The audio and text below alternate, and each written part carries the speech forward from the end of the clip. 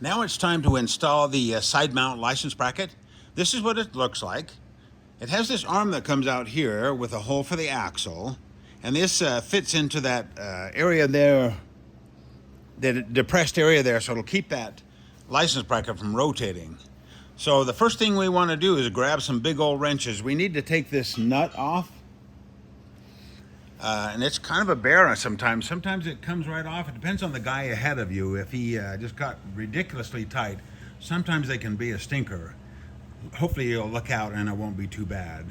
Now, I don't really have a large 27 millimeter socket or wrench to go over that nut. So what I've used is a 1 1/16 inch box end wrench. That works really well. You want a box end or whatever if it's tight, because you don't want to strip that hex off that thing. So the first thing you want to do is remove the cotter pin.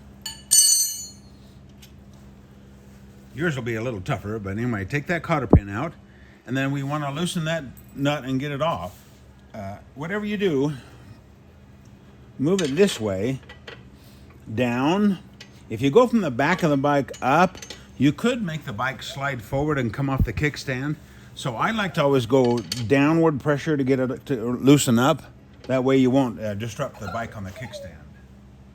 I've installed the bracket. I put it in that indent, and then I put the nut back on. Now, for good thing for us, the thickness of the steel that we use on the license bracket is the same thickness as the washer that you was on there. So don't use the washer. If you do, then you won't get the nut to go on far enough to get the cotter pin in. So you won't use this washer. Okay, go ahead and put the nut back on. Now, as far as torque, we hate to give torque recommendations on these things because we're really not certified mechanics. So you may want to go online or whatever and find out what the torque is required. I know it's got to be pretty darn tight. And then you'll notice that there's 2 holes in the axle for the cotter pins. So you want to make sure that it lines up with one of the 2. They do that so that you don't end up to be so tight that you can't locate it. And now go ahead and torque it to the proper torque. And then make sure that your chain adjusters are still making contact with that little square down there on both sides. Because if it's moved back, then this chain will be too tight. So make sure that's okay. And then torque that nut down. Now, reinstall a new cotter pin. I don't think you're supposed to reuse old cotter pins, so we suggest you get a new cotter pin and put it in there. Bend it back, and then we should be ready to go.